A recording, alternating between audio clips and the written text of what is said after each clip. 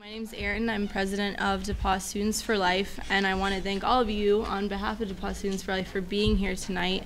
Tonight's event will be a formal resolution that elective abortion is a human rights injustice. We know that for many the topic of abortion is a very sensitive issue, and this is something that we truly do take into consideration in everything that we do on our campus.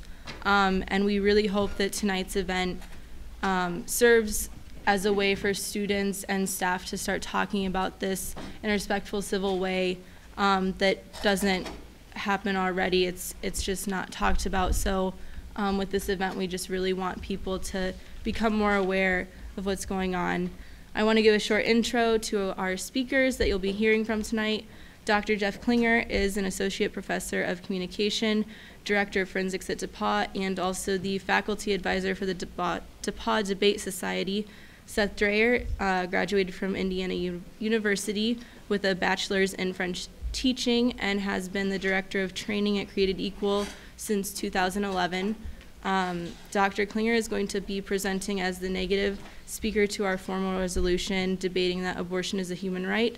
And Mr. Drayer will be presenting as the affirmative speaker debating that abortion is a human rights injustice. Our moderator tonight is Clayton Knappenberg, an economics major at DePauw. He's also the parliamentarian for DePauw's Model UN Club. With that, I would like to turn it over to Clayton to present our format. Good evening. Before I tell you what the format's going to be, I have to ask you all to please remain silent during the debate. You will have a chance after for question and answering. We'll get more into how that's going to work when we actually get to the end of our debate. But for now, if you have any questions, keep them to yourself. The format tonight is going to be pretty simple. We're starting off with a 15-minute opening statement by Mr. Drayer, who's speaking in the affirmative, which will then be followed by a 3-minute cross-examination by Dr. Klinger. I would like to remind the audience tonight that cross-examination is the speaker's time, so that 3-minute cross-examination is Dr. Klinger's time, not Mr. Drayer's time, and it is appropriate for Dr. Klinger to interrupt Mr. Drayer anytime to move on to another question. That might seem a little rude. That's just how this works. And the same will happen later after Dr. Klinger's 15-minute opening statement, speaking in negation. Mr. Drayer will then have his own 3-minute cross-examination. So don't feel like Mr. Drayer is being cut out just because Dr. Klinger went first. After that, we'll move into rebuttals, starting with Dr. Klinger. He'll have a 10-minute rebuttal. Then Mr. Drayer will have a 10-minute rebuttal. And then we'll move into opening or closing statements, each 5 minutes, starting with negation, so Dr. Klinger, and then Mr. Drayer will have the final word at 5 minutes, and then we'll go into question and answering. And I'll explain question and answering a little bit more when we get to it. Okay? So without further ado, I think we're ready to get started. So Mr. Drayer will be speaking for 15 minutes. Do you need any time cues? That's okay. I see that both speakers have brought their own timers, so hopefully I won't have to cut them short. Good evening. I'd like to thank the DePauw Students for Life for inviting me and Dr. Klinger for joining me in one of the most critical issues of our time, a discussion thereof. On April 12, 2011, on the bank of Newburgh, New York, Hudson River, a 10-year-old boy was standing shivering cold. His name was LaShawn, and LaShawn had just emerged from 45-degree water, and the story he had to share was shocking. For earlier that night, his mother, LaShawn, had faced another volatile dispute with longtime boyfriend Jean-Pierre. This time, it was just too much. LaShawn had turned to what she thought was her last solution to prevent her children from a future of pain. She took all four in her minivan and drove straight into the Hudson River. LaShawn, the eldest, had freed himself of his seatbelt, waded to shore, and he was the only one to survive. The public was shocked. A mother had been driven to suicide and had taken her own children with her. In the wake of this tragedy, there are many questions we should ask. Did we as a society fail LaShonda? What could we have done to prevent the environment which led to her tragic choice? These are good questions to ask, but I argue there's another question which stands apart from all the others. Was it right or wrong for the Armstrong children to be killed that night? Again, we should examine the life situation of LaShonda and others like her who've made similar tragic choices. We could talk about possible prevention, but these questions are irrelevant to the moral question of whether it's right or wrong for parents to kill their children. And I submit to you tonight on that question, we probably agree. Whether you came pro-life or pro-choice, we can probably unite in our belief that it's wrong for parents to directly and intentionally kill their innocent children. We really only disagree on one thing, the definition of children. And so building off of that tonight, I think that both sides again agree that it is an injustice to directly and intentionally kill innocent children. I'm going to build my argument off of that by arguing that the preborn children killed every day by abortion, preborn fetuses and embryos, are equal in humanity to the Armstrong children drowned that night. They're just younger. But age shouldn't have any bearing on our value. So here's my argument. I'm going to, as we heard tonight, I'm going to be the affirmative, arguing that tonight's resolution stands, that elective abortion is a human rights injustice, and here's my argument for you. First, I'm going to say that it is a human rights injustice to directly and intentionally kill innocent humans. I'll follow that with abortion directly and intentionally kills innocent humans, therefore concluding abortion is a human rights injustice. Now, I think with the story of the Armstrong children, I've already demonstrated that everyone here, if not everyone, most people in here, already agree with my first statement, that it is a human rights injustice to directly and intentionally kill human beings, innocent children. My third statement follows logically from the premises above. So what I have to defend in my opening statement is that second claim, that abortion directly and intentionally kills innocent children. To do that, I'm going to ask two questions. First, is the preborn human? And secondly, does abortion kill her? Now you might think, wait, you're going way too fast, Seth. Stop right there. It's a lot more complicated than those two questions. But I point back to the Armstrong tragedy. There are other questions to ask about possible prevention, about LaShonda's circumstances. But again, I argue these conversations are irrelevant to the moral question of whether it is right or wrong to directly and intentionally kill innocent humans. We've gathered to discuss that moral question tonight. Why was it wrong for the Armstrong children to be killed? Because they were human beings. It had nothing to do with their age, their mental abilities, because they were human. So that is the definitive question for us tonight. As Greg Kokel has said, this whole abortion debate comes down to one question: is the preborn human? If they're not human, abortion is fine, morally innocuous. There's no problem with it. But if they are human, then no justification is adequate. Again, this is the definitive question that Dr. Klinger and I will both try to answer. So tonight, as you listen to the debate, ask yourself, who has better evidence to answer this question: is the preborn human? Again, if they're not human, abortion is fine. It's morally akin to a woman cutting her hair. I think my wife has beautiful hair. But if she cut it all off, it wouldn't be a human rights injustice because no human was denied her rights. But if the preborn are human, it is wrong. So how do we answer this question on the screen? Is the preborn human? I argue we don't go to religion or philosophy. We look at the basic science of embryology to answer this. And here's what we learn from embryology. From the earliest stages of development, the preborn is a distinct, living, whole human being. Fertilization is a non-arbitrary line of demarcation in which something new is created. Prior to this, we have sperm and ovum, parts of greater wholes, sperm part of the father, ovum part of the mother. When they unite, they give up genetic material to create something new, the one-celled zygote. We know that zygote is living because of basic criteria for life which are met, such as metabolism, cellular growth. But now you might ask, wait, living, but what kind of a zygote do we have? I mean, there are feline zygotes, canine zygotes, right? What kind of a zygote are we dealing with? Zygote is merely a label for a stage of development. I conclude we have a human zygote because at fertilization, not only is human DNA put in place, but the principle of biogenesis informs us that living things reproduce after their own kind. So cats create cats and dogs create dogs. Humans, when we sexually reproduce, we create other human beings. That zygote is very small, very mature, very young, but her immaturity has no bearing upon the kind of thing that she is.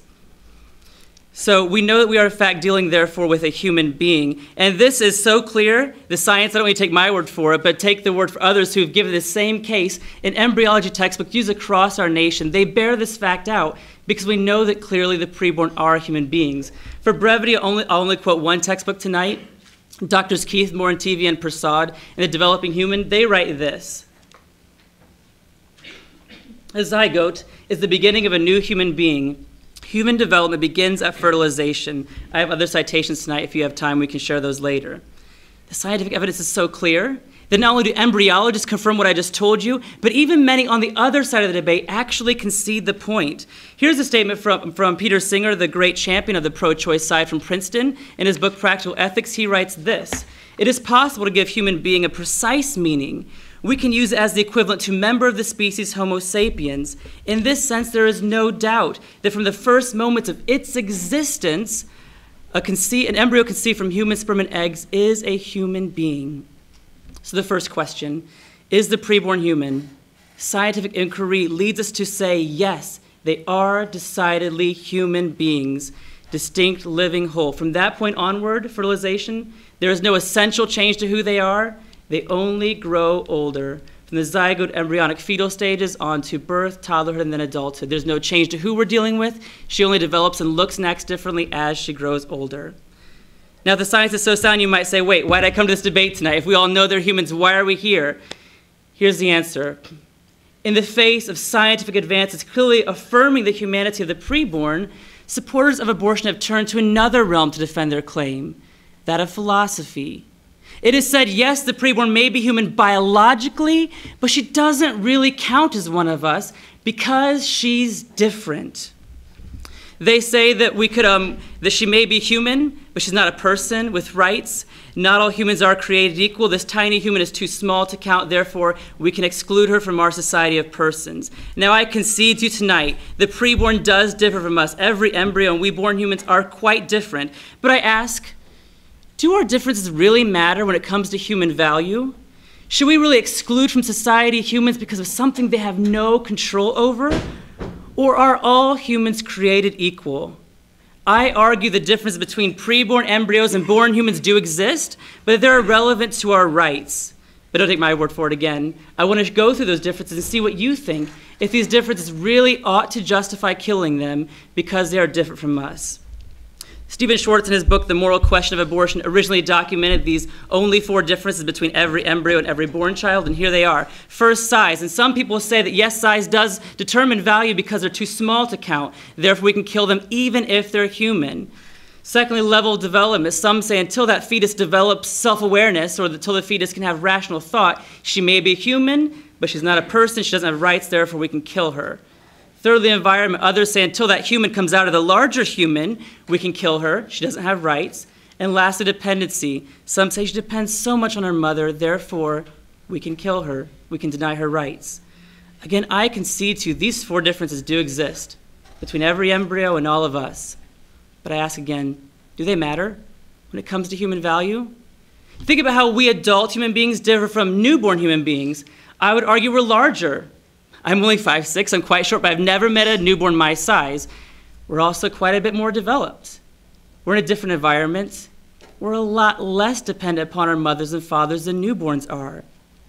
Should we justify killing newborns?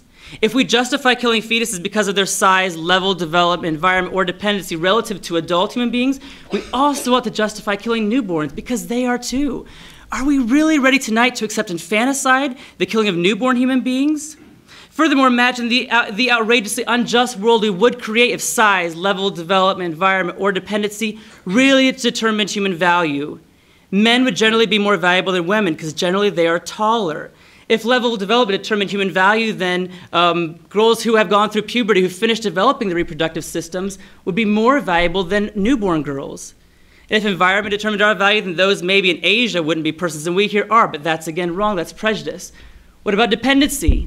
What about people who are diabetic and depend upon insulin to survive? If that determined human value, they would not be human persons with value. Or is there a better way? I offer an alternative, an inclusive society in which every single human being counts.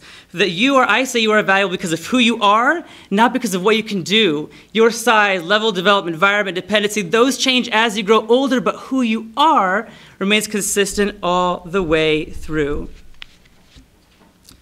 So we've looked at science, we've looked at philosophy. We can determine, yes, the preborn is human and answer the first question. Yes, she differs from us, but not in any meaningful way. I turn to my second question, does abortion kill her? And to answer this, I turn to one last body of evidence, that of visual.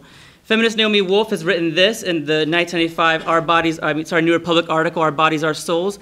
The pro-choice movement often treats with contempt the pro-lifers' practice of holding up to our faces their disturbing graphics.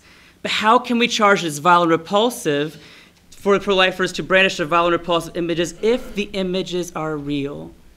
To insist that truth is in poor taste is the very height of hypocrisy. Going off what Naomi Wolf said, I am going to show you pictures that are graphic because abortion is graphic.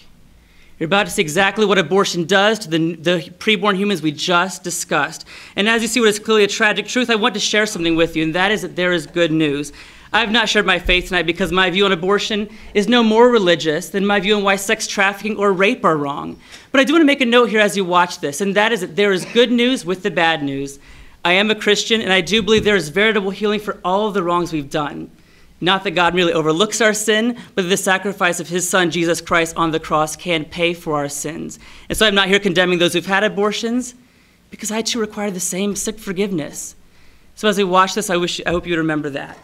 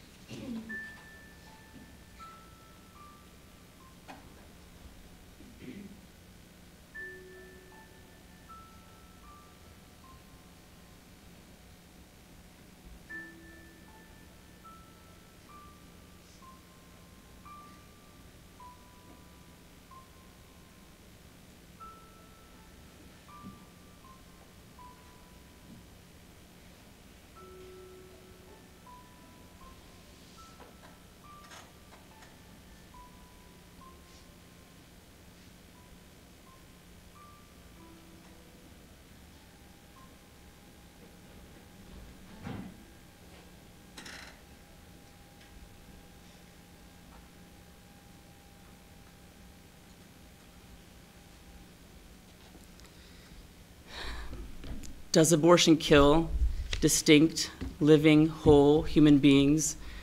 I think there is no doubt. According to the Alan Guttmacher Institute, it kills 3,300 human beings every single day, humans just like us, just younger. Now let's review the ground we've covered. To defend tonight's resolution, I began with it is wrong to directly and intentionally kill innocent human beings. Second, abortion does directly and intentionally kill innocent humans. To support this, I asked, is the preborn human? Embryology confirms she is. I also asked, does abortion kill her? The visual evidence confirms it does. Therefore, I do conclude abortion is a human rights injustice. Now, Dr. Klinger tonight can easily defeat this resolution and easily defeat everything I've said tonight by doing one thing, proving the preborn are not human.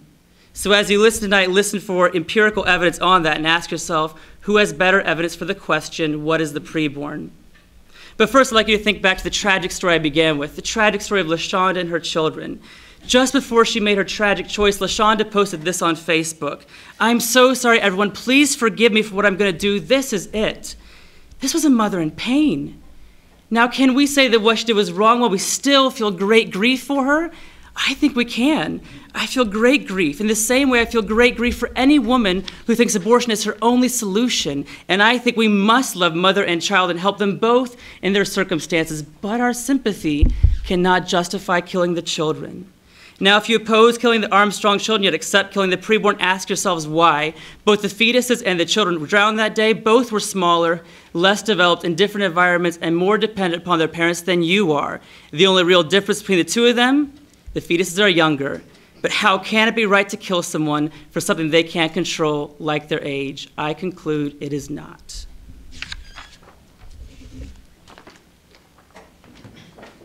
Now Dr. Klinger has 3 minutes of cross-examination.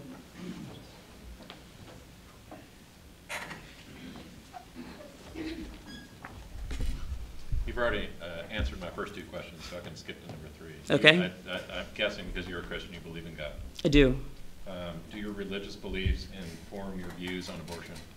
My religious beliefs would inform my view in the same way that my religious belief informed my view, again, like I said, on sex trafficking. The scientific question tonight is, are the preborn human? I do believe that humans have value, and yes, I do believe that many people of many faiths have that view. My view is rooted in Christianity. However, I do not believe that one's idea rooted in a religion makes it irrational by definition.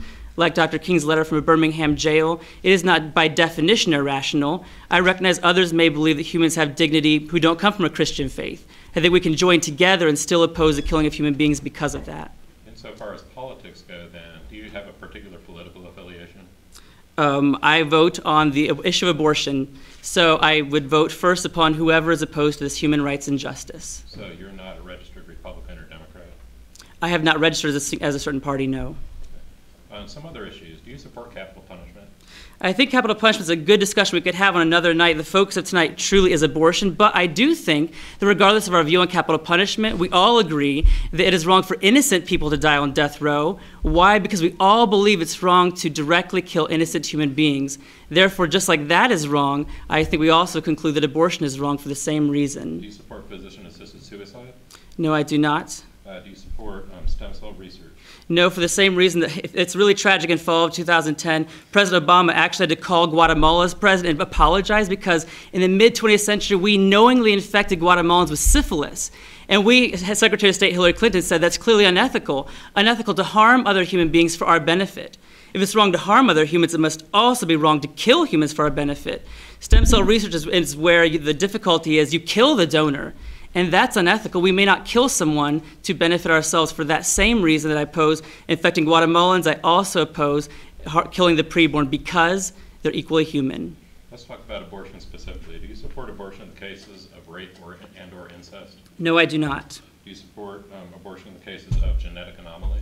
I do not. I think that if someone is different for something they cannot control, like a disorder, I think it would be deplorable for us to kill them. And just like we would never kill a born child for her deformity or an anomaly, I think I'm just asking the same protection for the preborn, that we not kill them for the same reason. Do you support abortion in the case of the very young, i.e. young women that are less than 15 years old? I think what you're asking me is when women are in indescribably difficult situations, may they turn and kill another innocent human being, another vulnerable human being because of the situation they're in. And I conclude that cannot be right. We cannot commit injustice in the face of another injustice. The violence of rape does not condone the violence of abortion. So the question really is, again, is the preborn human? If they're not, then abortion is just general health care, and women who've been raped can pursue it. Dr. Klinger is up for 15 minutes of his opening statement.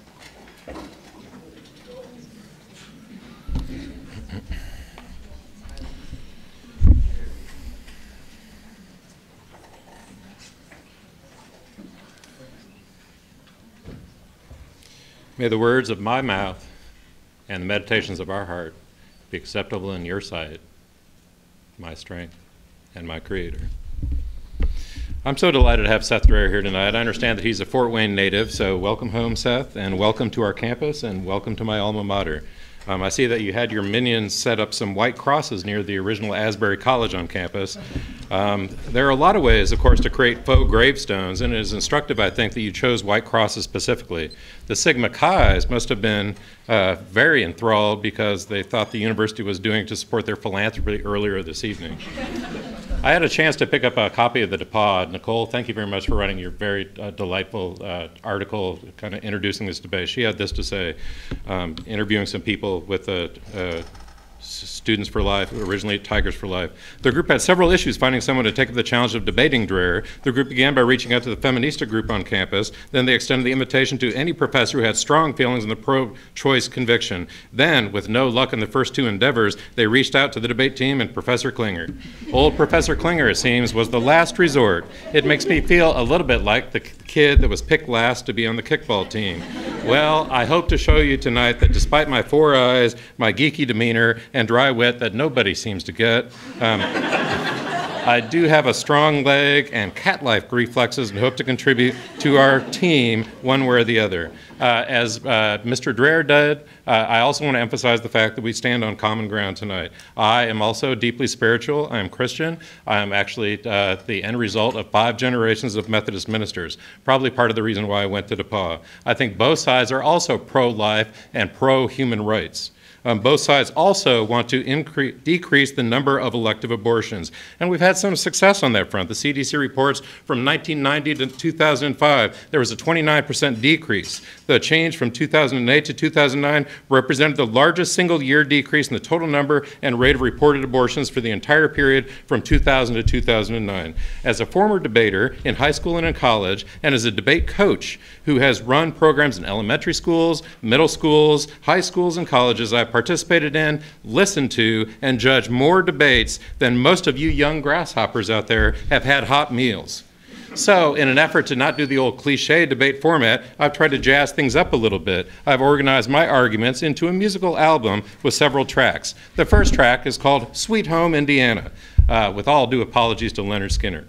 I just heard today on NPR that last night or earlier this morning at 4 a.m., a young man, 27 years old, Benjamin Curl, was arrested while still inside the Bloomington Planned Parenthood. He used an axe to break several windows, a glass door, damaged office equipment, including computer and copy machines, and he also splashed the front of the building with red paint. The Bloomington police chief claimed that he didn't agree with the mission of Planned Parenthood, and for religious reasons, he did what he did. Thwarted by your man Mitch's attempt to cut off funding to Planned Parenthood 2 years ago, the Indiana representatives are back at it again. The Indiana House approved a bill last week to require full surgical services to prescribe the so-called day-after pill, RU486, that I'll talk a little bit later in my presentation. The impact will effectively close Planned Parenthood in Lafayette, my hometown. The Indiana Senate previously approved a similar bill that also included a provision that required the consent form to obtain an abortion contain detailed illustrations, a lot like the video we just watched, of embryos and the abortion procedure in full-blown color. Black and white is not acceptable. The goal, of course, is to create a chilling effect for those that seek to exercise their legal right to an abortion. The USA Today, yes, academics do occasionally look at newspapers like USA Today, reported on February 21st, 2013, the Senate bill also required women to get transvaginal ultrasounds in order to get the abortion pill and required a follow-up ultrasound to make sure it worked. Mandatory ultrasounds are not covered by insurance and add significant costs, further entrenching financial barriers to exercise the legal right and expanding the class-based aspect of this topic as well. The Guttmacher Institute calls them a, quote, a veiled attempt to personify the fetus and dissuade a woman from having an abortion. Dr. Brownseth Tucker Edmonds from the IU School of Medicine had this to say: the bill requires invasive, unnecessary ultrasounds. You can get the same results from blood and urine tests. And in a letter to the legislative committee who drafted the bill, Dr. Edmonds decried the, quote, lack of clinical understanding and expertise of the authors and their lack of regard for the bodily sanctity and integrity of Hoosier women at large, end quote. If you're wondering what a transvaginal ultrasound looks like, there it is. Some of my images are fairly objectionable too, so I share the same disclaimer as Mr. Drayer.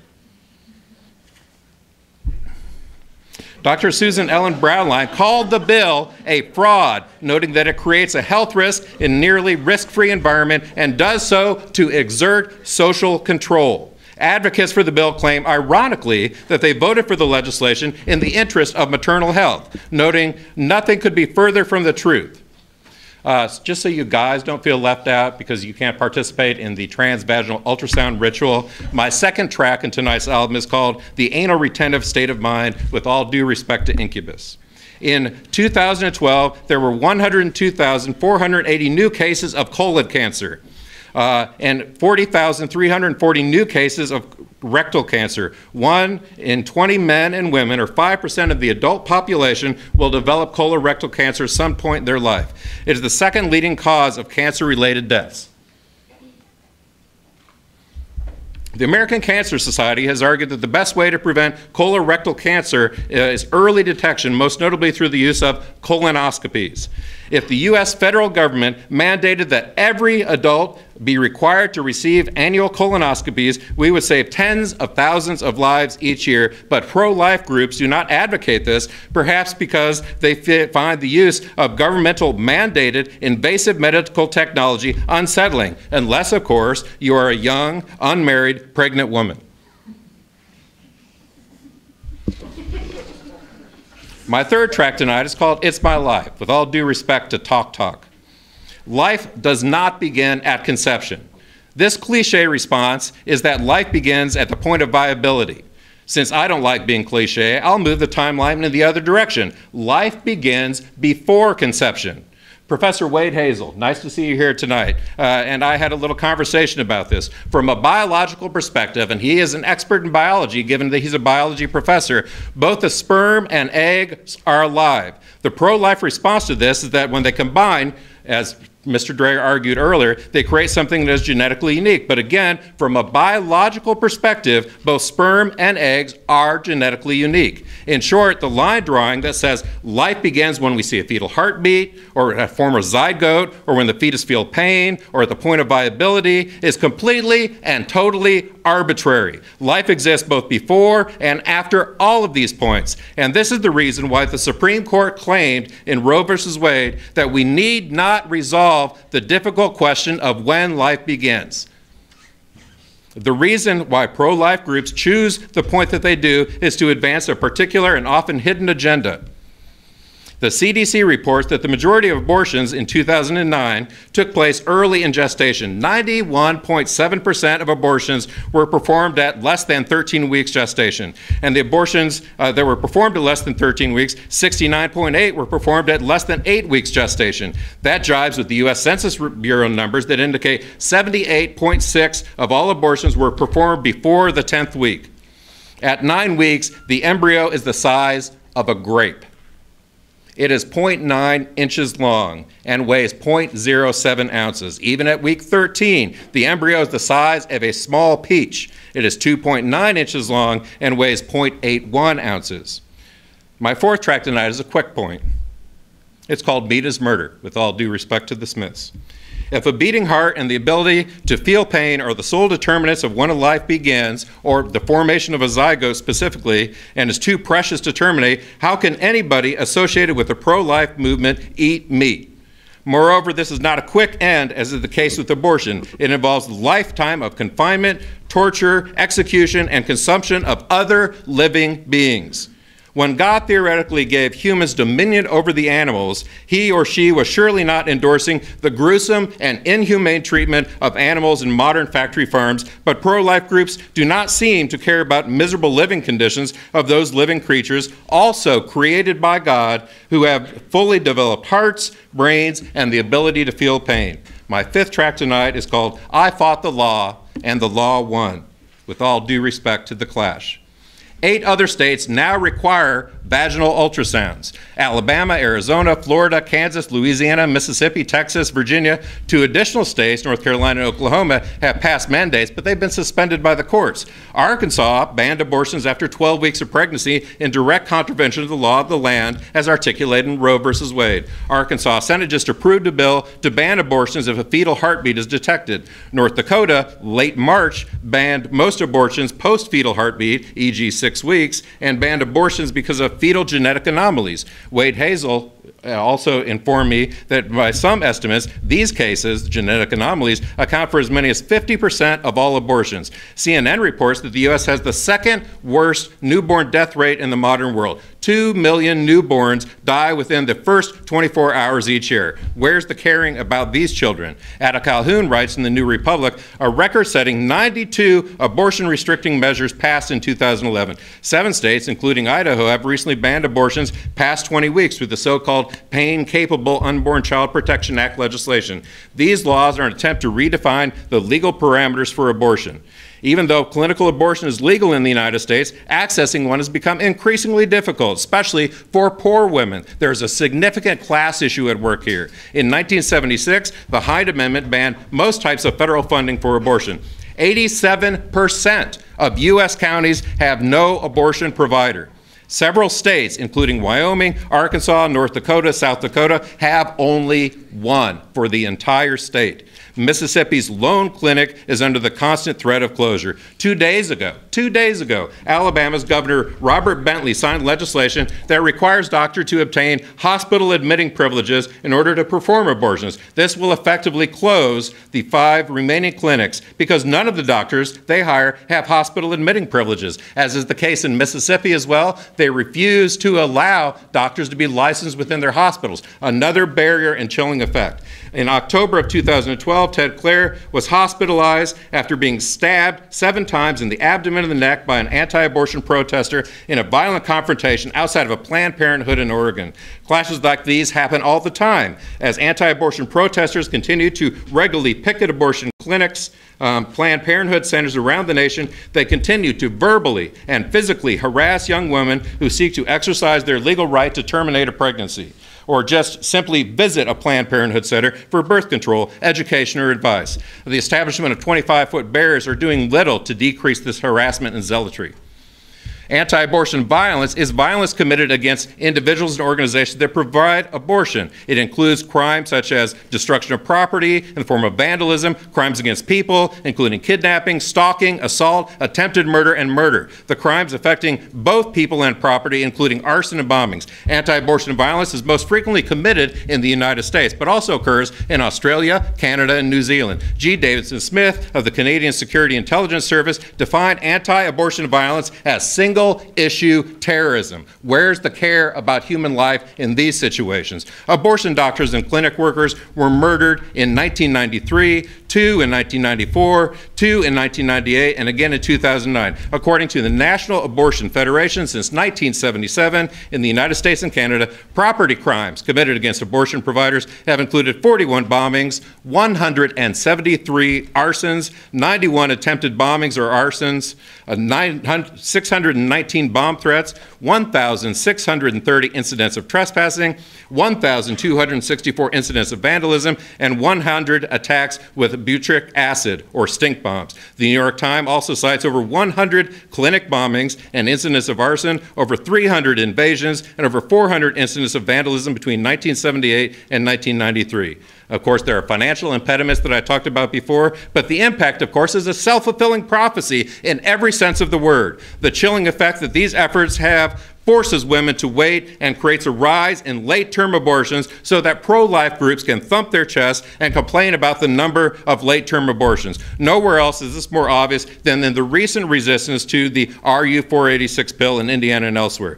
The Huffington Post reported last year, as I asked Mr. Dreier in cross-examination, 70% of all Americans support the right to have an abortion when the mother's life and or health is at risk. 74% support it in the case of rape or incest. Pro-life groups are out of step with mainstream America. My last track that I want to share with you before we move into rebuttal phase is called Pill Popping Animals, giving a shout out to Lil Wayne and the Purple Drink Posse.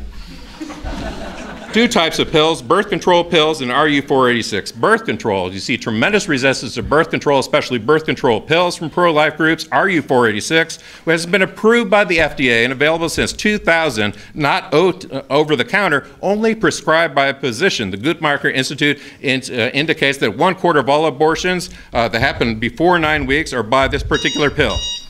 The bottom line is these medications are incredibly safe, yet they are still resisted by pro-life groups. Now open, I believe, for cross-examination. Yes, Mr. Drayer gets 3 minutes of cross-ex. Dr. Klinger, do you believe it's wrong to directly intentionally kill innocent human beings? It depends on the circumstance. What is the circumstance that would justify it?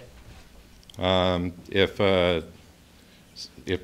somebody was threatening to kill thousands of people in a terrorist attack, I think it would be acceptable from a moral calculus standpoint to kill that person.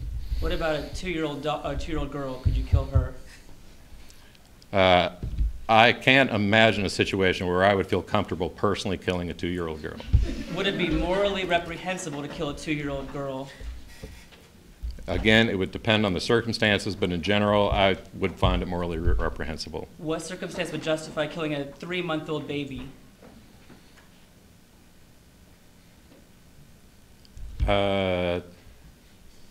I think killing a 3-month-old baby would be kind of morally unacceptable. Why is that? because I consider a 3-month-old baby incapable of harming others. Is a 3-month-old baby human? I believe the 3-month-old baby is human. Is a fetus capable of harming others? I do not believe that a fetus is capable of harming others unless it's putting the mother's life or health at risk. So would you afford the fetus the same protection you afford a 3-month-old baby? If she's not harming someone, would you say we should not kill her? No, I would not. What is the difference? The difference is, in my estimation, that the fetus is not kind of genetically distinct from either sperm or eggs, as I've made earlier in my argument. Shifting gears just a bit, my question would be for you, what do you believe, if a woman wanted to have an abortion because her fetus were female and she wanted a male child, would you oppose her decision? I don't believe it's my right to comment on that. So would you believe it's morally okay for someone to kill a fetus because of his or her sex? I believe that's that individual parent's choice. So you would not oppose someone choosing to kill their fetus because he was male? Again, I don't believe I have a right to either hypothetically or in a particular situation dictate that person's choice. What if a woman wanted to get pregnant just for the sole purpose of harvesting the fetus's body parts for other people or for her own usages? Would you oppose that? Again, I don't feel like either I or the state has any right to intervene in that situation. Shifting gears a bit again, do you believe all humans are created equal? Occasionally. Do you believe that the black and white labels used in Jim Crow era were arbitrary, irrelevant, and incorrect? The black and white labels. By which, for example, sorry. Thank you. Thank you, Dr. Klinger. Thank you. I believe at this point we have a 10-minute affirmative rebuttal by Mr. Drayer.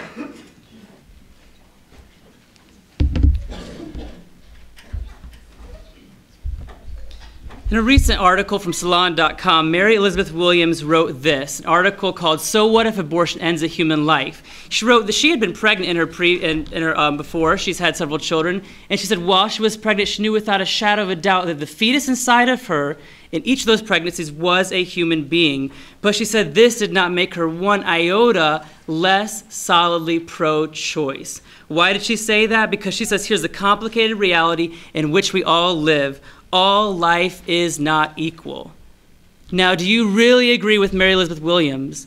Do you really agree that all life is not equal, that some humans, because of their sex, their age, their color, are not equal to others, or do you believe we're all created equal? Tonight we're here to discuss this. Again, the questions before us is the preborn human, and does abortion kill her? What I gave to you in the first presentation, if you recall, in my opening remarks, was science of embryology to confirm that preborn are human. The reason I did this is I concluded that if they are human beings, to not afford them the same protection we afford born humans is to be guided by blind ageism, discrimination against the very young for the inherent right to life, and that is not fair. Now, in Dr. Klinger's response, what did we hear? We did not hear any empirical evidence to counter this. We did not hear any reason to believe that preborn are not human. We did hear the idea that perhaps human life has always existed, and therefore the sperm and egg are living beings as well, but there was no evidence given to negate the life of the preborn human being. Therefore, I must conclude we are left with the same answer we had in the beginning, that yes,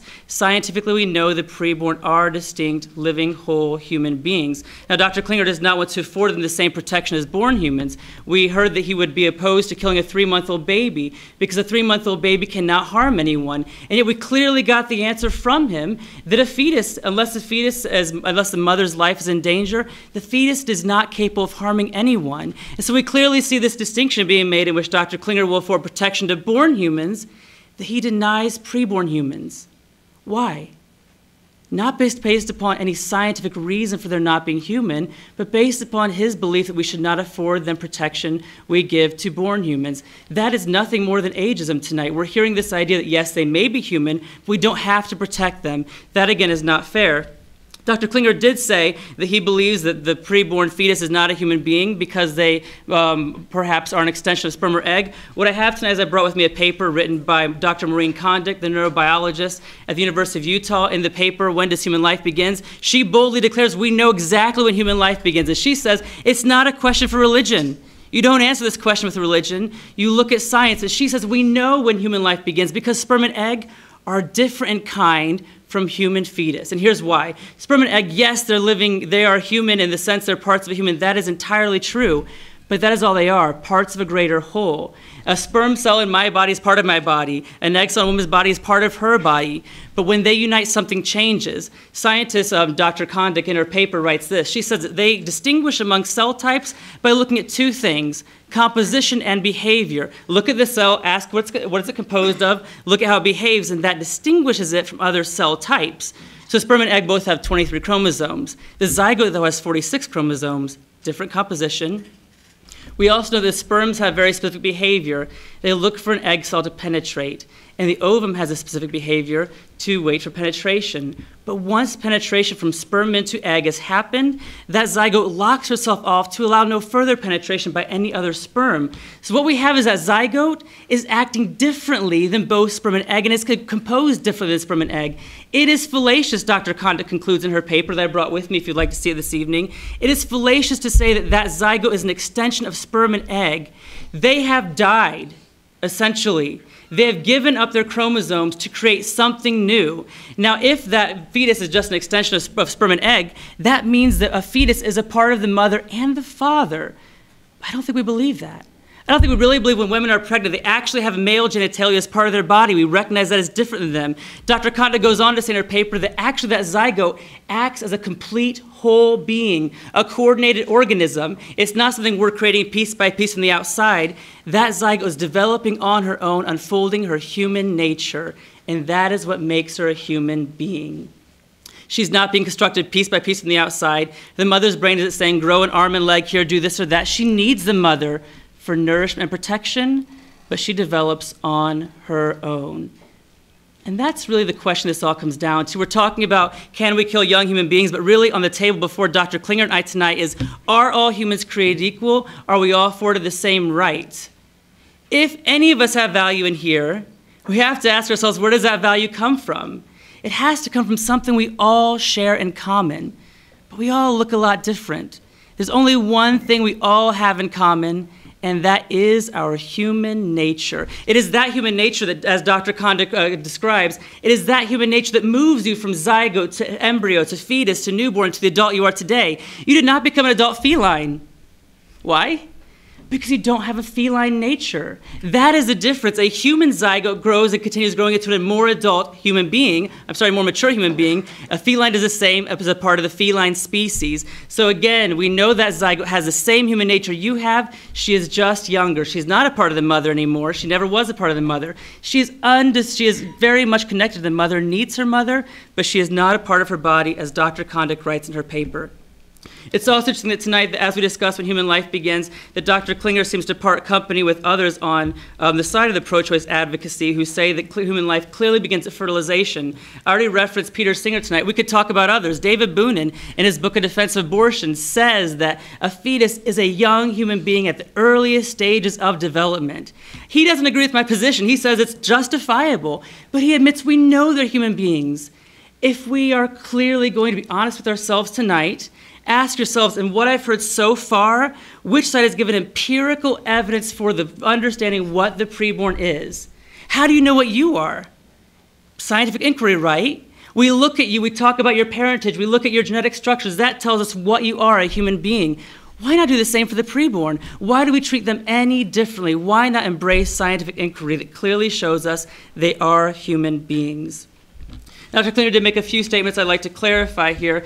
He did make some statements that assume that preborn aren't human, but give us no reason to believe that. He said we have a legal right to abortion that women do. That only works if the preborn are not human beings. He's assumed that tonight, but he's not given us any evidence for it. We need more than assumption. We need evidence. That's a pretty big claim. Why? He also opposes restricting abortion. Again, that only works if the preborn are not human beings. We need some evidence on the table tonight. That's what we're gathered here for. Give us some reason to believe they're not human beings. Dr. Klinger has also given us, he's attacked individual pro-lifers for not helping certain born children, for opposing certain legislation, for what he's called anti-abortion attacks. Here's the deal. I think Dr. Klinger and I, again, we agree on a lot of values. He opposes someone harming an abortionist. He opposes someone mistreating a woman walking into a clinic. Why? Because we both believe human beings have dignity.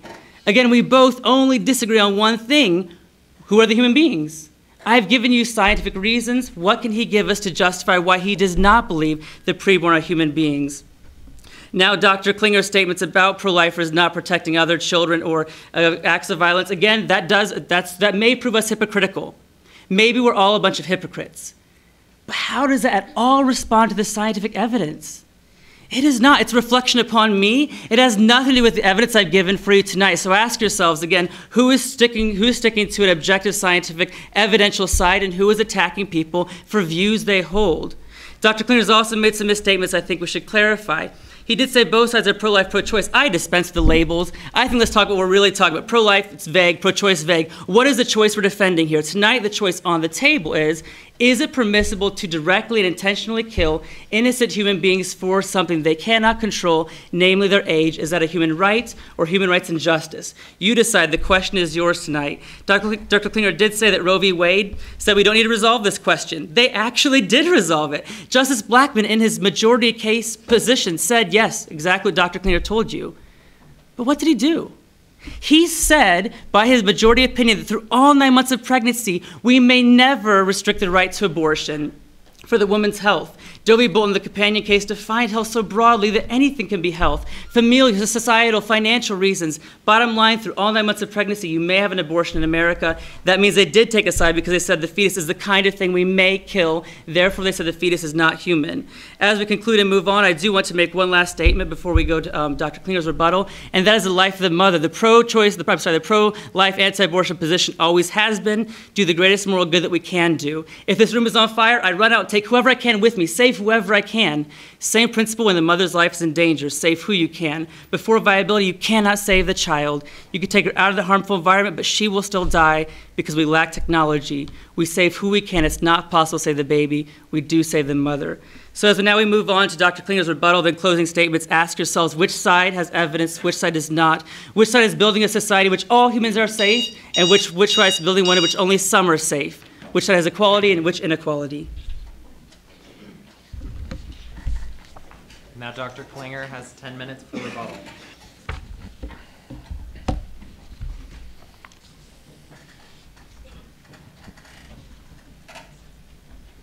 The other night, we had the great pleasure of having UC Berkeley linguist George Lakoff present the keynote address to the Undergraduate Honors Conference in Communication. He is an expert on framing, and one of the key aspects of this debate is the way that it is framed tonight, and I disagree with the way that my opponent tonight has framed the debate.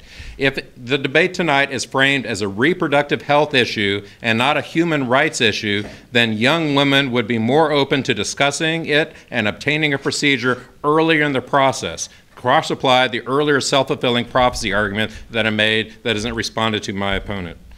He starts off his earlier argument with a LaShonda story about a woman who willingly killed her young children. That actually supports our argument as well. My next track in my album that I haven't been able to finish tonight is called My Friend Misery, with all due respect to Metallica.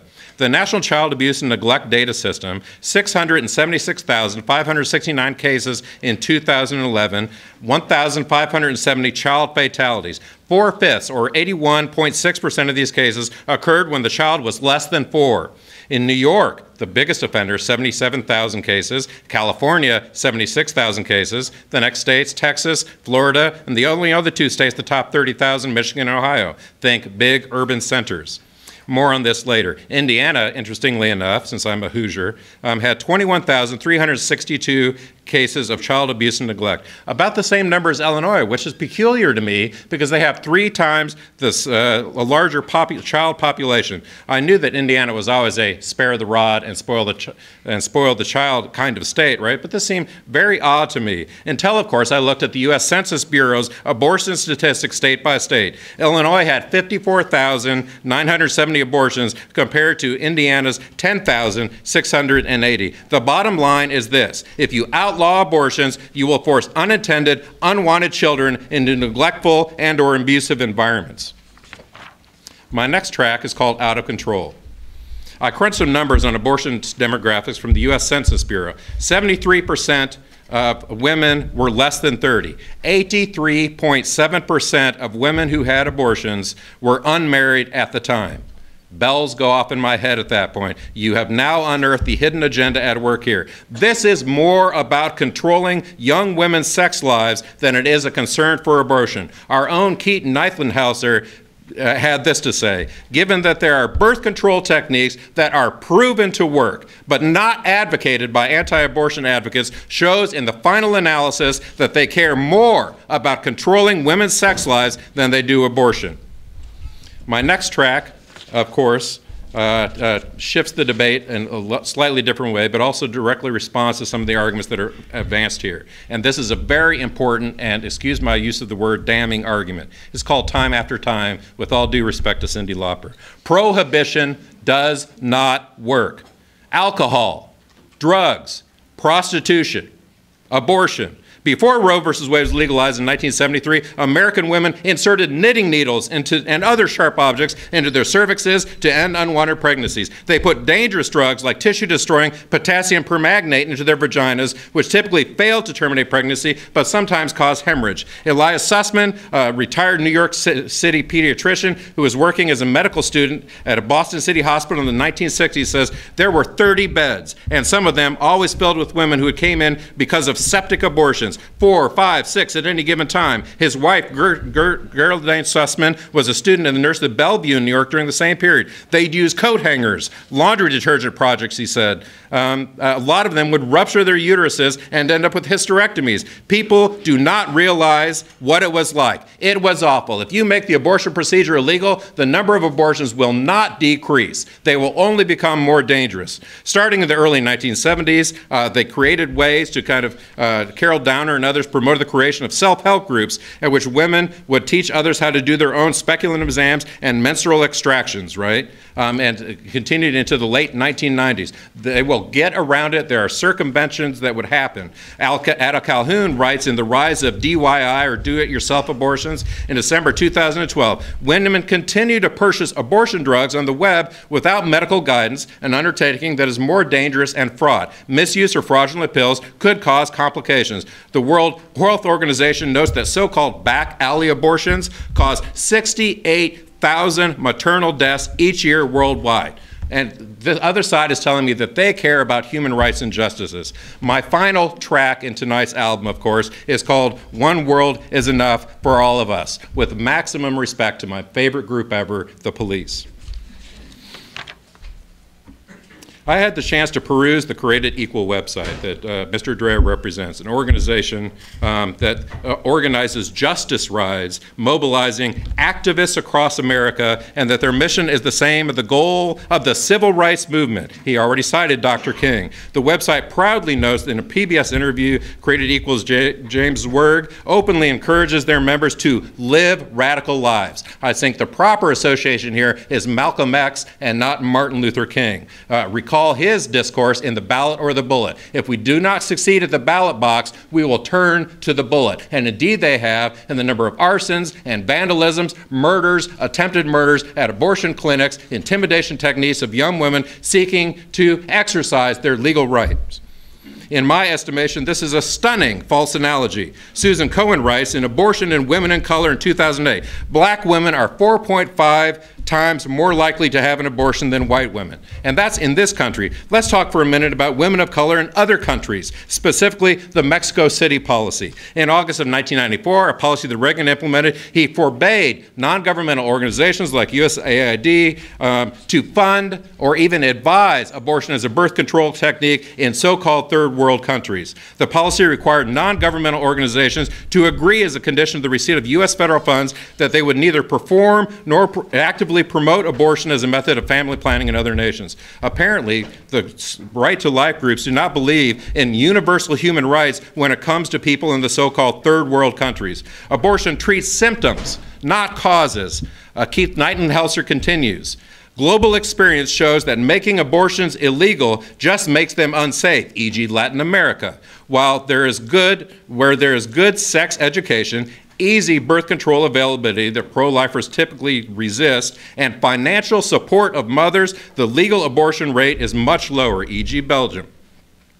This, my friends, if you're condemning millions of young children in third world countries to a life charged with malnutrition, starvation, poverty, lack of medical and educational services, pollution, underdevelopment, and conflict over resources. These are all consequences of overpopulation, according to Paul Ehrlich in The Population Bomb. And this, my friends, ladies and gentlemen, is the real human rights injustice. And not just an injustice, a human rights atrocity, condemning newborn children in the so-called third world, especially, to be structurally trapped in an inherently unhealthy, poverty-stricken, and dehumanizing system from which there is ultimately no escape. How we frame the debate is not a question of when life begins, but what are the consequences, the net benefits of either allowing abortions or making abortions illegal. I would say that there are more human rights injustice on the side of making them illegal. You would still see the same number of abortions, you would see them more dangerously performed, you would see more maternal death, you see young children being born into abusive and neglectful situations. This is the question that you need to answer, and not, don't rise to the challenge of empirics. I've already responded to the empirical evidence claim with our own Wade Hazel.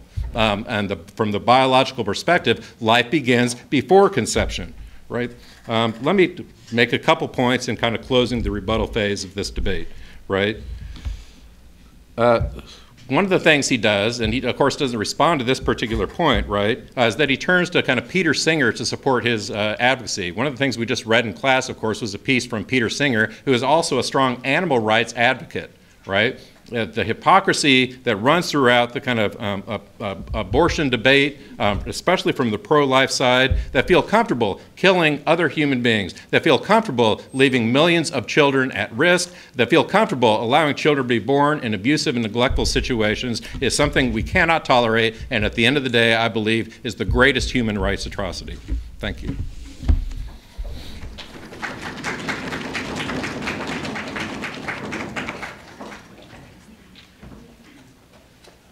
Actually, believe you're up for 5 minutes closing.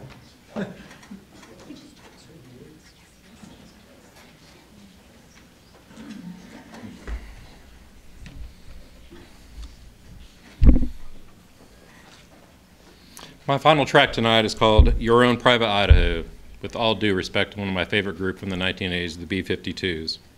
Adel Calhoun shares the story with us. Jenny Lynn McCormick, when she was 14, had her first baby. It was in 1993. She was a junior in high school in southeast Idaho. She'd always lived where she'd lived now. Blonde, petite, and fine-featured. She did tap ballet, drill team, and cheerleading.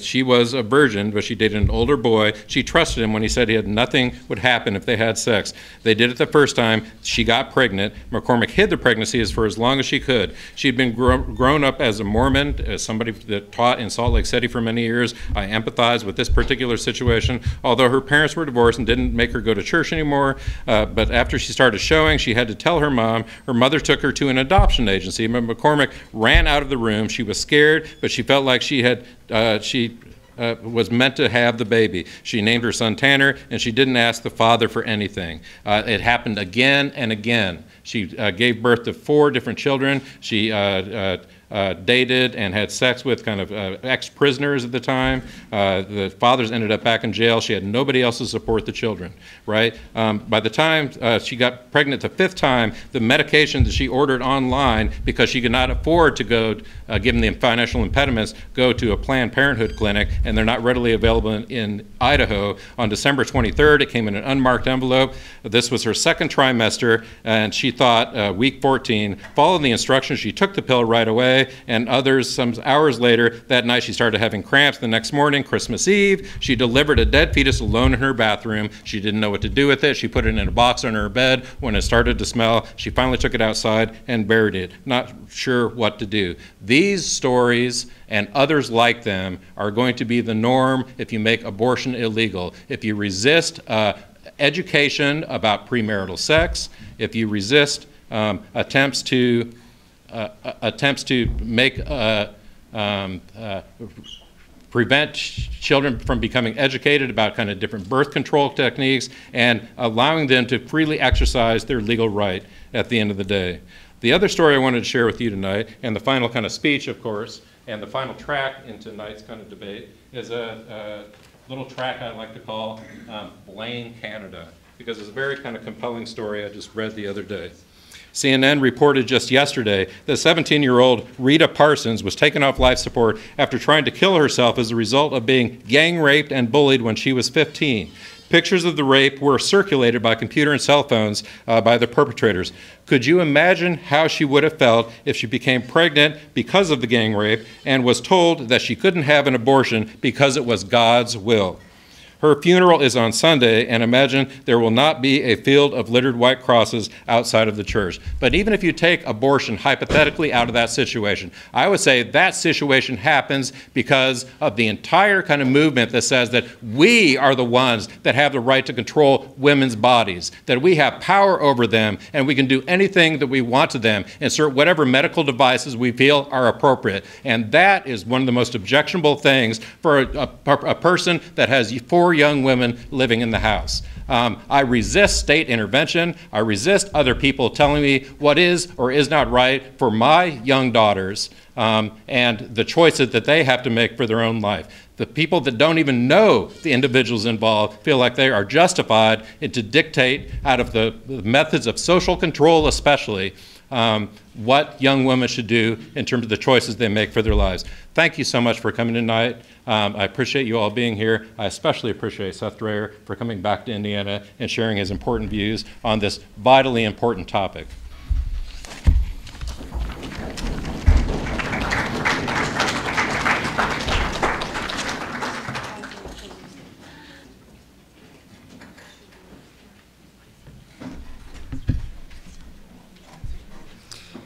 As we close this evening's debate, we've had a lot of conversations on the table, so let's try to see if we can bring the threads of conversation together and come to some conclusions. You'll remember at the beginning I sought to defend tonight's resolution with this very basic case. First, it is wrong to directly intentionally kill innocent human beings. Second, abortion does directly intentionally kill innocent humans. To help this claim, I asked, is the preborn human embryology confirms she is? I also asked, does abortion kill her? The visual evidence you saw confirms that it does. 3, therefore, abortion is a human rights injustice. Now, I asked Dr. Klinger to give us some empirical evidence for how he would say they are not human beings. When he was pushed to that, what Dr. Klinger told us is that they may be living, I understand, however, in the same way that sperm and egg are living, no difference. Maybe he's right. I believe the embryology notes I've read that you can come up and see yourself are clearly wrong. However, what if he is right? What if all life is life? What if all human and animal life truly are equal? What does that lead us to conclude? Not that abortion is okay, but that far from that, but we also should protect sperm and eggs, that we should protect every animal because they're all life.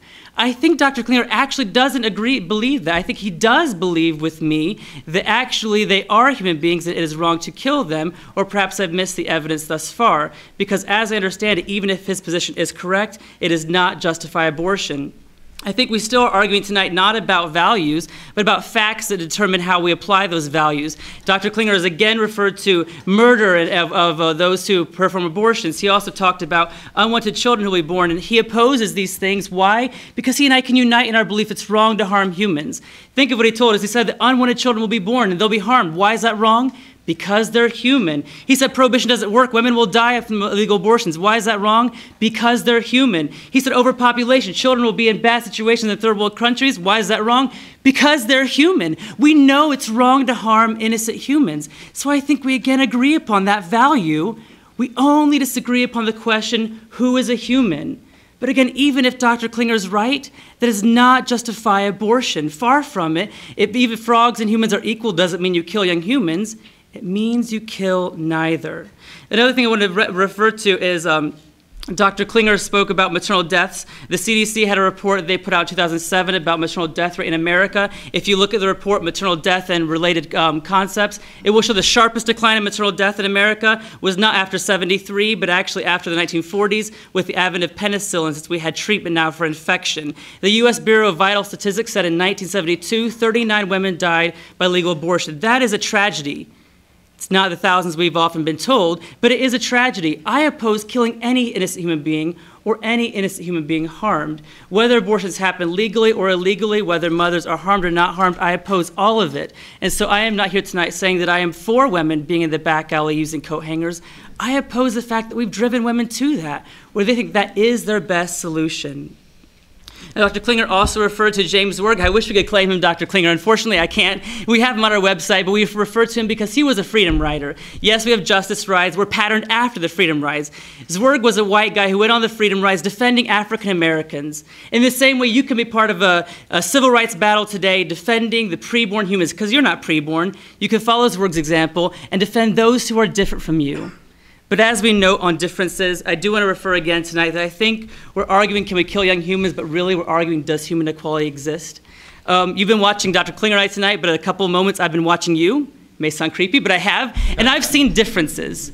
I've seen some guys, some girls. I've seen people of different height. I'm short, some people are tall. I've seen different levels of development, some younger, some older. I've seen different environments, some really people plugged in, some going off to the happy place in their mind. I've seen the difference of dependency, some independent adults, some semi-independent college students. We are different. So the question is, are we equal in spite of our differences? I think we are. But if so, it must be grounded in something we have in common. There's only one thing, your human nature, but again, you had that since the beginning. Sadly, throughout history, we have written other humans out of value because they get in our way or have something we want. In 1936, the German Supreme Court said Jews are not persons. In 1881, George Canfield concluded that the American law said Indians are not persons in the Constitution. The Virginia Supreme Court, 1858, said that African Americans were not persons. We have this question before us tonight. Can we boldly declare finally once and for all humans are equal? Or are some humans not equal? There's only one way to achieve true human equality. That's to shirk off the dusty prejudices of our past and all the pain it's caused, have an open mind to the prejudices today causing pain, and finally declare once and for all that every single human being is created equal.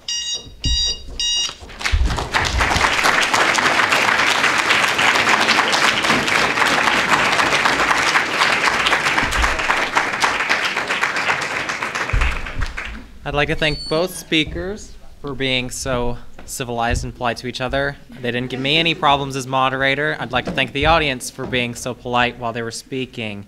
Let's try to keep that politeness in mind as we move on into question and answering. We're going to have 2 lines form. We'll have 1 line for each speaker. So if you would like to ask Dr. Klinger a question, please form in a line over here.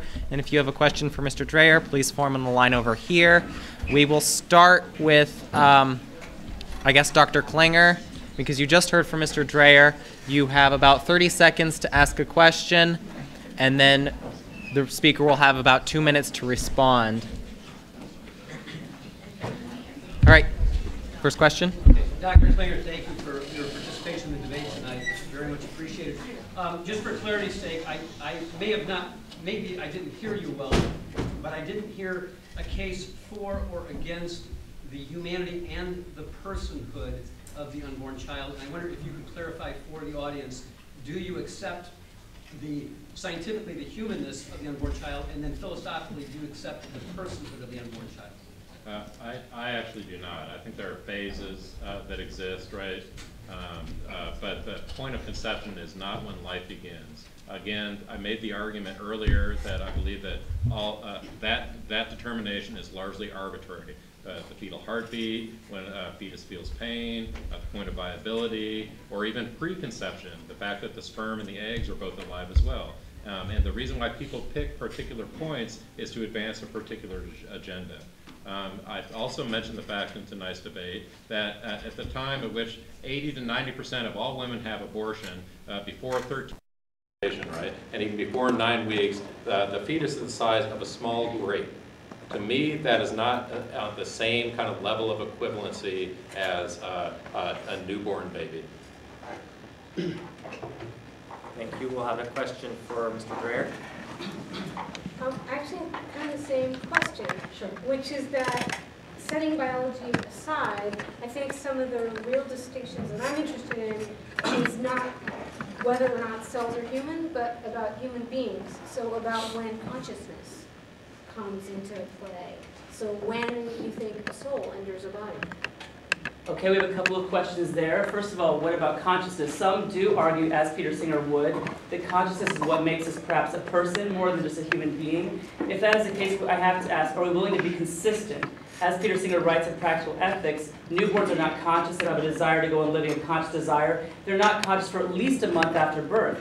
Therefore, if we say that fetuses are not persons, we must also conclude by the same criteria that newborns are not humans. I oppose killing newborns because I oppose killing any human being, any innocent human, whether they are conscious or not.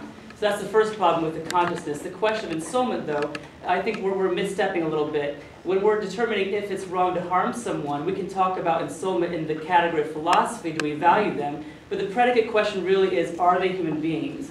Ensoulment is a philosophical question. It is not a question of are they human. That must be answered by science. And the law, in my opinion, does not even take a stand on whether we have souls or not to defend us. The law has no position on whether or not college students have souls. The law does say it's wrong to kill college students, even if you're soulless. I'm kidding, I know you're not. The law says it's wrong to kill you regardless. The law does not need to take a stand on that. Therefore, I think we come back to the same question, are they humans? And that is the question on the table. And if consciousness or something like that did define value, we have a problem. We all vary in level of consciousness. Even in this room, we vary in level of consciousness. If that determines value, if value comes from consciousness, those who have more of it are more valuable than those who have less of it. So with that idea, we come to some big problems. Again, human equality dies. Human equality dies if consciousness determines value, because if you are more or less conscious, you're more or less valuable. For those reasons, I soundly reject that idea and say that no, all humans are by definition valuable because of their human nature. Question for Dr. Klinger.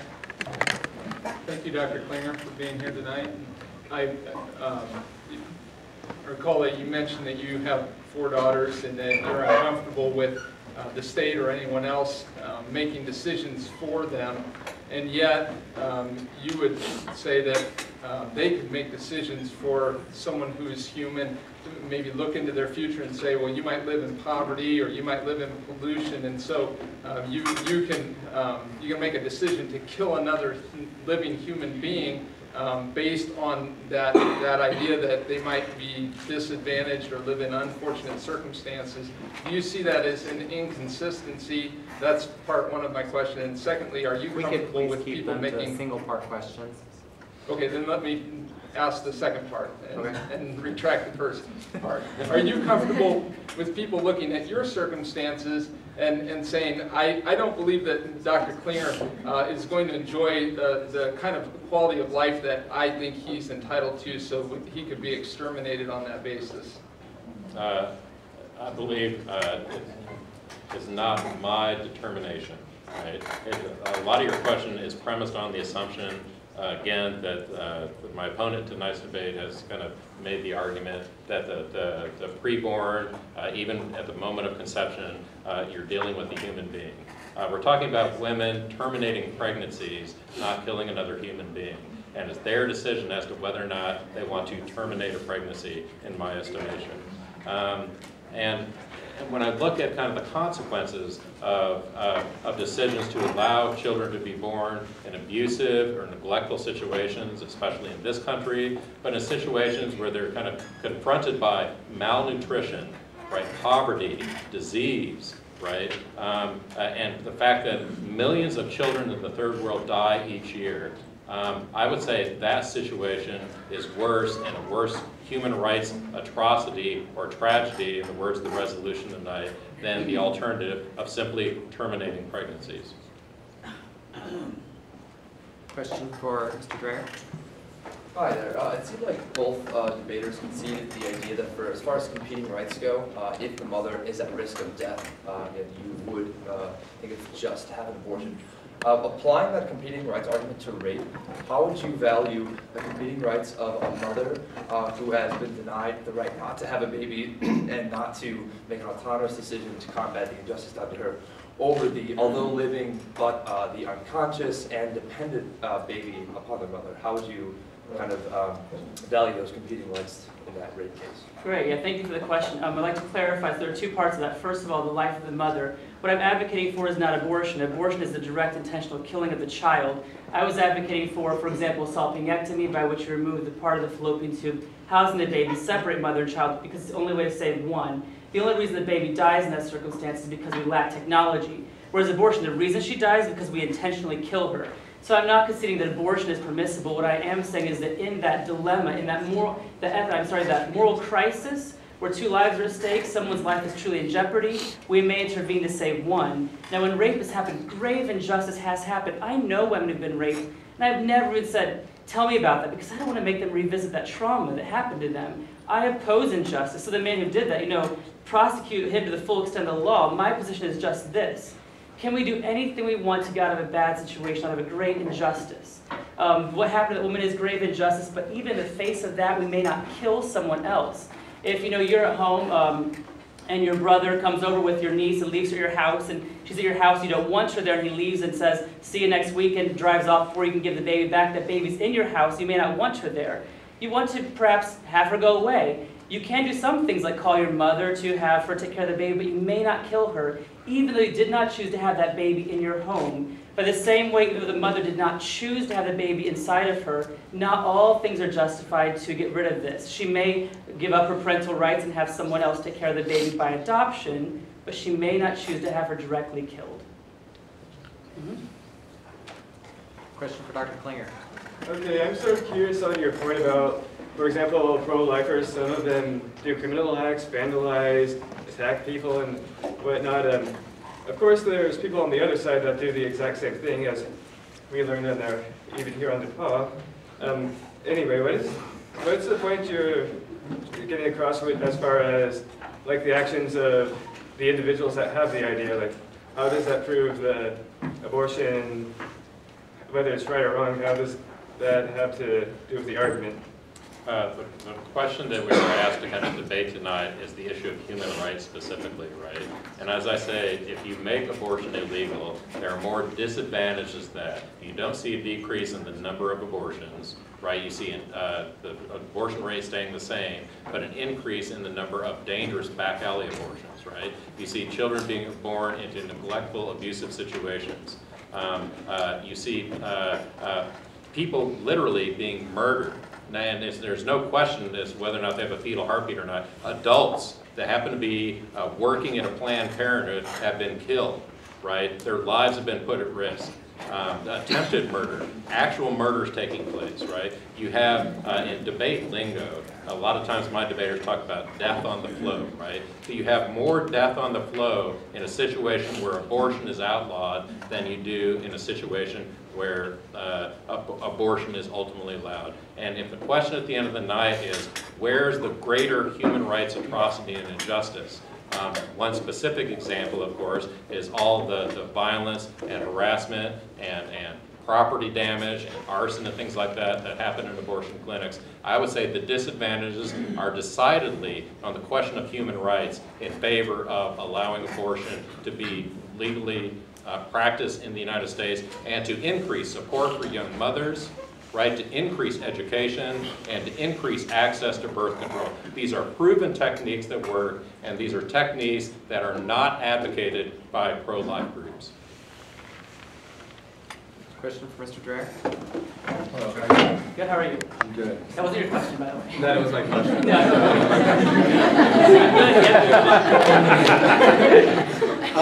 So I felt your argument was a lot to do with the moral argument. Yeah. So morally speaking, of course, perhaps granting your argument that abortion is wrong.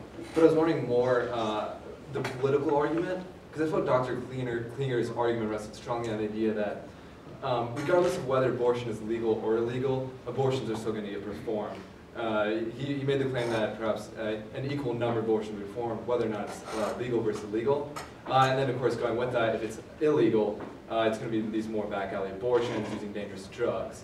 So, if that is the case, I'm just wondering whether or not you believe that, aside from the moral question, whether or not abortion should be considered legal or illegal. Yeah, excellent question. Thank you for that. I think this issue of the back alley needs to be a bit clarified. It is true that banning abortion would not end abortion in the same way that banning rape didn't stop rape. We need education at the same time that we ban something. In the same way, I know that banning abortion would not end it all, but then we saw the question, is it right or wrong to ban it? So we have this idea of the back alley abortions. How does it follow that because a law saying it's wrong to kill humans may make it dangerous to kill them, how does it follow that therefore we ought to protect killing them to make it not dangerous? We don't protect a crime to make it safe for those who commit the crime. The same way, you know, it's dangerous for someone to rob a bank. They may get shot or killed by the law enforcement. We don't make it legal in order to make it safe for them to do so. So if abortion is wrong, we ought to treat it the same way we treat other moral crimes and make it illegal regardless. Now, I would say also on this issue of the back alley, though, we're talking about numbers of women who die or would die, or number of abortions that happen. As we talk about human rights injustices, how do we determine the level of human rights injustice? Perhaps one way is look at the blood that's been spilled. According to the Guttmacher Institute, every year across the globe, 42 million human beings are killed by abortion. 1.2 million in our country, 42 million across the globe. Give me a cause, give me a war, give me anything, give me a back alley scene that has ever killed 42 million human beings. This is the greatest human rights injustice, not only of our day, but that the world has ever seen. Thank you. Okay. Question for Dr. Klinger? Yes, Dr. Klinger, thank you so much for being here. As a 5-foot-tall female, I'm smaller than most of the people that I know, at least most of the adults. And you've referenced twice tonight the size of the embryo as making it less valuable. And I'm wondering if you think that I am less valuable than the adults that I know that are bigger than me, or if that people are less valuable if they're smaller, just because they're smaller. I find you more valuable because I happen to be married to a woman that's 4 and size isn't the big issue there, right? We're talking about less, at the point of most abortions taking place, the majority of abortions, you're talking about something, the fetus, the zygote, what have you, something that weighs less than an ounce and is less than an inch long. Right? But also there are corollary issues about kind of fetal heartbeats, the ability to feel pain, consciousness, the soul, point of viability that are also kind of at play here. So size isn't really the issue, right? I just wanted to point out the fact that when you're looking at the final picture, the slide that I put up there, when you're looking at a child in sub-Saharan Africa that is a human being, there's no question about it, right? Living without clothing, living without kind of food, living without medication, no hope of education or advancement, and no hope of being adopted, which is oftentimes the typical response. We could just adopt these children that the mothers don't want, right? There are millions of children that die in these countries, and that situation, I claim, is worse than situations where there are some questions about whether or not something as small as a grape is indeed a human being. For me, it's not so much a question of whether or not this is a human being, but more a question of what causes more disadvantage at the end of the day if you make the abortion procedure illegal. And for me, I see increased dangerous abortions. I see children being born in neglectful and abusive situations. I see concerns about social control and control of women's bodies, right? Corollary issues like premarital sex, gay marriage, birth control, oral sex, male masturbation. Yes, you heard that right. Close your ears. I'm sorry. It's my small children friend. Physician-assisted suicide, elimination of social support programs, the care for the poor and needy and disenfranchised, war against the terrorist others, satellite drone surveillance, stem cell research, capital punishment. To see the abortion issue in isolation is to see it falsely. Thank you, Dr.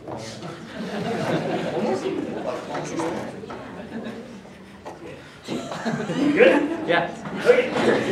Well, thanks for being here. I think you do a really good job at pinning Dr. Klinger on the fact that he doesn't respond to the fact that, you know, human life generally, you know, he doesn't respond to the fact that an embryo is human life. He says that human life exists before that. But I wonder, because you kind of make the assumption that human life has this particular and special status among all types of life. You quote Peter Singer, who's a big animal rights activist, who says that you shouldn't categorically reject animal life as life itself. So would you agree that, given your logic, a three-celled organism that has been formed from an egg and a sperm, a zygote, is more valuable, or it would be more of a moral atrocity for that to be ended than a full-grown animal that is immensely capable of experiencing torturous pain and suffering? Okay, so what you're asking me, is it wrong? Thank you for the question. Is it more wrong to kill the zygote versus the full-grown animal? A couple of things there. I think that we don't need to have a certain religious frame of reference in order to understand that there is something unique about human beings. Scott Klusberg often quotes Christopher Casor, The Ethics of Abortion, in which he writes that there's a real moral difference between a hit and run with a squirrel and a hit and run with a newborn. There's also a great moral difference between eating a hamburger and a Harold burger. Even if Harold is no more intelligent than the average cow, we recognize a difference there. Is that wrong? I don't think so. Some people say it's speciesism. I think that's only the moral intuitions we have. You don't need to be religious to believe that. The same way we also believe that there's a moral difference between a man who kills his son to feed the dog and a man who kills a dog to feed his family. There's a great moral difference there, and we recognize it by intuition. So as to your question then about is it more worse to kill the animal or the zygote, think of what you're implying here. You're implying that what makes it wrong to harm someone is their awareness of the pain or their experience of the pain. There are born humans like Gabby Gingras with congenital insensitivity to pain, hereditary autonomic neuropathy type 5, meaning she can't feel pain. You could cut Gabby's finger off, she'd never feel it. You could shoot her in the head, she'd never feel it. But I argue it's still wrong to kill her, regardless of her experience of that pain. So what is wrong, in my opinion, is the fact that you're killing a human. So absolutely, it is worse to kill a zygote than it is to kill a non-human animal, because I think we all recognize the difference there, whether we want to admit it or not by intuition. There is a difference between animal life, non-human animals, and humans. Now, perhaps you disagree with me, but even if you're right, again, even if you're right, it doesn't justify abortion. It means we ought to give the same protection to zygotes we give to every full-grown animal, unless you really believe that experiencing pain determines our value. If that's the case, then though, again, remember, human value goes to the trash of history. Ask yourselves, do you believe in equality?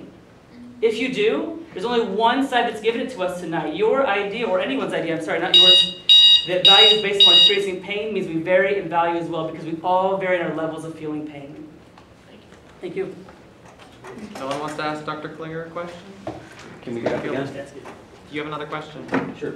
Am I up? Yeah, I think these will be the last two questions. Yes, Dr. Klinger, when you were asked by Mr. Drayer if you believe in human equality, your response, if I remember correctly, was occasionally. And is it a fair statement, I don't want to put words in your mouth, is it a fair statement to say then, that, I mean, if human equality is equality, an unqualified absolute equality, that's how we define human equality, that's the word equality means that.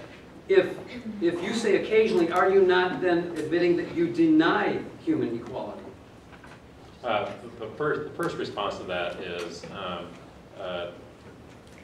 even though tonight's debate is about kind of human rights specifically, I believe that human rights was largely an invention of early modernity, right? The concept of individual natural rights was made up to justify the English Revolution, the American Revolution, and the French Revolution, right? So the issue of individual rights is a rhetorical kind of creation that is used for particular political purposes, right? But in terms of total equality, right? We just read a case in one of my classes, Public Communication and Controversy, where we read a case where a young woman in New Jersey versus TLO, where a young woman's purse was searched because she was caught smoking in the bathroom. They found illicit substances in her purse.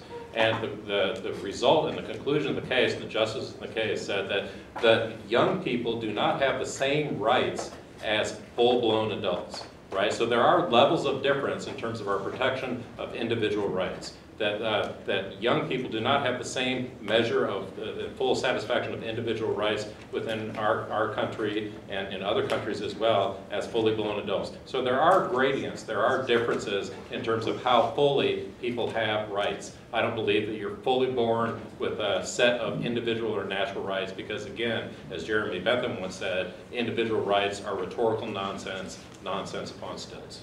An 8-year-old in Indiana doesn't have the right to drive a car, so you're right. But he's equal. You've asked your question. Okay. Hi. My question actually has more to do with kind of the work that you do. Sure. So one of the things that I was really shocked to find out about in the class that I was in last semester was that in a lot of states in the U.S., particularly in the Midwest, there are actually laws on the books that allow or grant a rapist like parental visitation rights, which I think you would also agree is extremely unjust.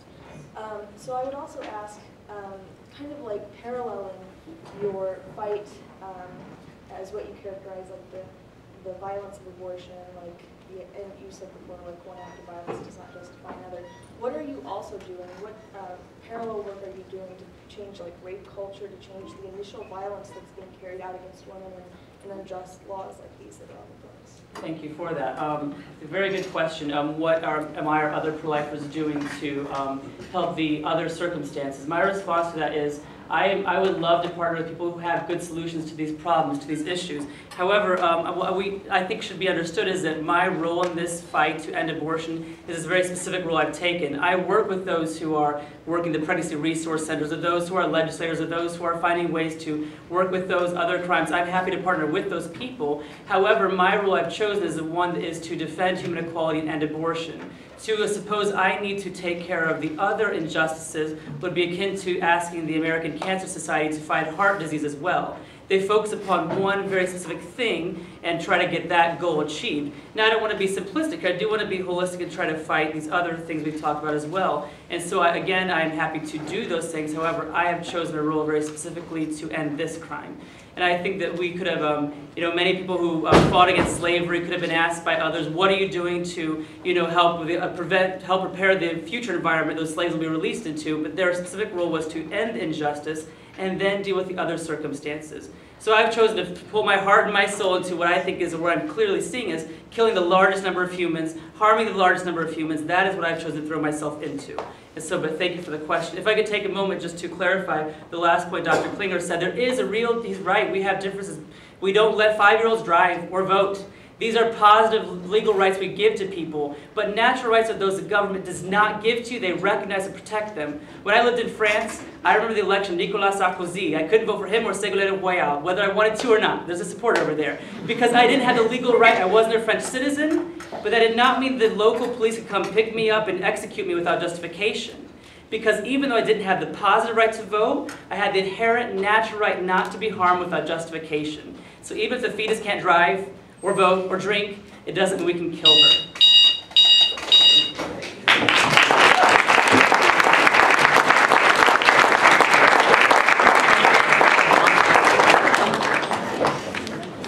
You would like to go ahead and ask a question? This is kind of a question about semantics, but I was wondering why you chose to consistently and only refer to the preborn and infants as female. I think there's a danger that if we use the word it, we're going to dehumanize them. Just like I think even the idea of fetus has been some people dehumanized. It's a technical proper term. But so I, in my efforts to humanize them, have chosen one sex I can remember. I want to talk about them very specifically.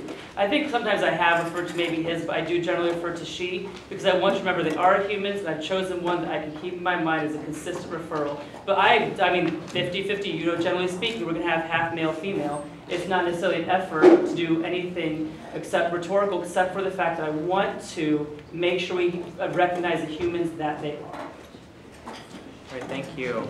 I'd like to thank everybody for being so wonderful. Are you closing?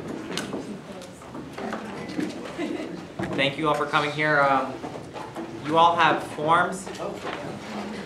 I hope you filled those out. What would you like them to do with those? Just leave the forms. Thank you for all coming out tonight. I hope you have a wonderful evening.